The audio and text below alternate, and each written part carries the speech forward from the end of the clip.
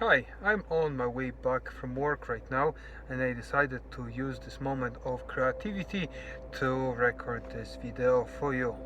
We're going to talk about, is subconscious mind real? What is the purpose of subconscious mind? And how the subconscious mind works and how to make the best use of your subconscious mind. My name is Rafał Burchard and you are watching Free Your Mind channel, the best place for everyone who wants to make the best use of your mind and body.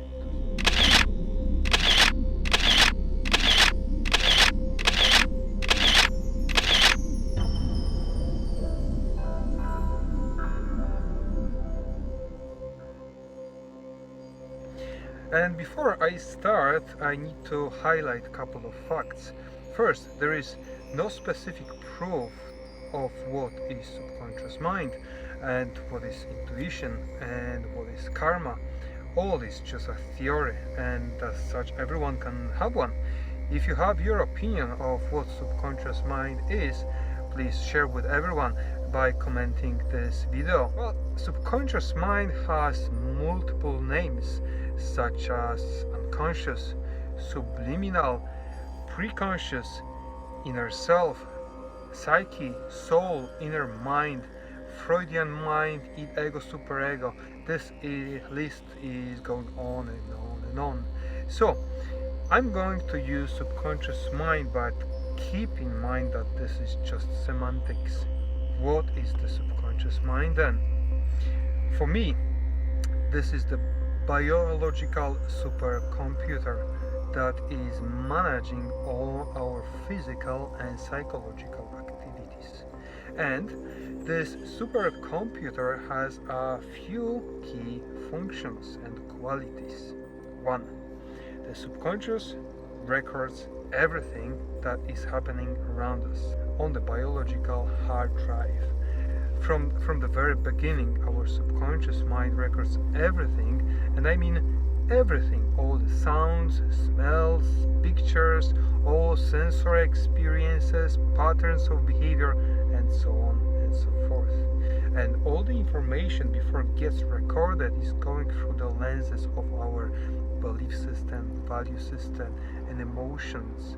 In the same way as the picture is being recorded when we're taking pictures with the photo camera, we need to set our exposure, aperture, and speed to get the quality of picture. Usually, our camera is set on automatic most of the time, but we have the power to change our settings, and this is taking us to our next point. Subconscious mind can be programmed. Our subconscious mind records everything, as we discussed, and when we are children, we record everything without any changes, and everything is accepted as it is at this point. There is no exposure, there is no aperture, and there is no speed. And as we grow, the beliefs, values shape our perspective, and with the presence of feelings, the recorded reality is being modified. And that is why the same event can be described in many different ways by different people. We all have our own point of view and our way of behavior or way of interacting with others. And this, again, is taking us to the next point. Subconscious is playing programs for all repetitive actions. Our supercomputer is taking over any repetitive actions like walking, writing, driving, cycling, but as well how we speak to others, automatic cliches like, "Hi, how are you?" And we react, "Thank you very much, and yourself." We know what is going to happen. These automatic clashes are the base of our communication, and they are very useful in normal conditions most of the time. But unfortunately, we can be programmed to use unhealthy, unproductive, and toxic responses that can lead to conflicts, misunderstandings, divorce, or even criminal sentence in a domestic abuse situation. The subconscious mind can control how we behave as well. And I'm talking about habits. And as with the communication, some habits are positive, like brushing the teeth minimum twice a day, or exercise on a regular basis, or reading a book every day. But as well negative and unhealthy habits like abusing alcohol and drugs, violence, including domestic violence, or self-harming. Subconscious can control even how we think. Examples are automatic thoughts that can both be positive and support health and well-being, or can be destructive, driving people to madness and death. And this again takes us to our next point. Subconscious can be reprogrammed. The subconscious mind is just a supercomputer, and as every supercomputer can be reprogrammed in any way we wish at any point of our life.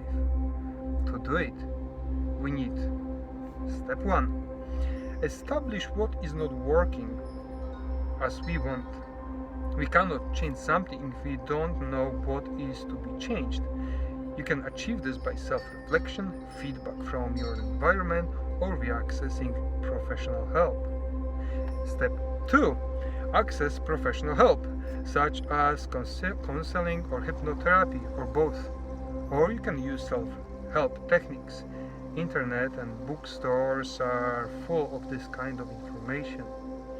You need to keep in mind, though, that some conditions cannot be changed through self-help, and I would advise getting professional help. Step 3. Aftercare and permanent change management. Any change needs to be maintained.